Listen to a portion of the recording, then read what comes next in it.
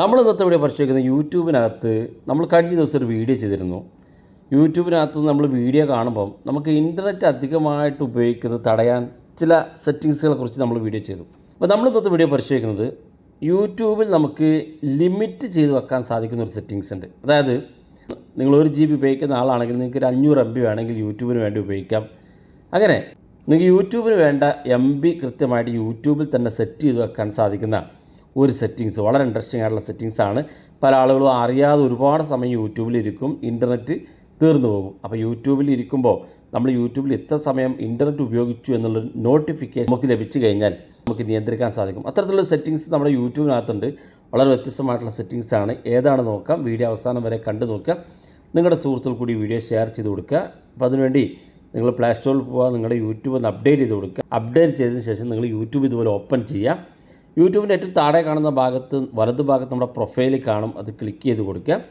ഇവിടെ സെറ്റിങ്സിൻ്റെ ഐക്കൺ കാണും, അത് ക്ലിക്ക് ചെയ്ത് കൊടുക്കുക.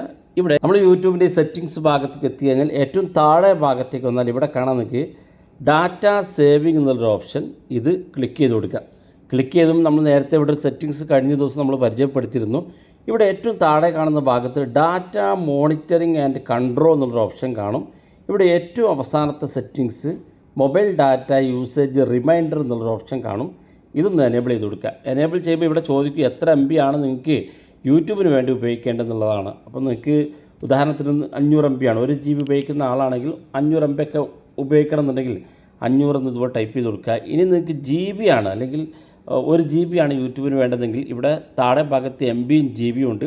GB സെലക്ട് ചെയ്ത് കൊടുക്കുക. അതിനുശേഷം 1 ടൈപ്പ് ചെയ്ത് കൊടുക്കുക. അപ്പോൾ 1 GB ആകും.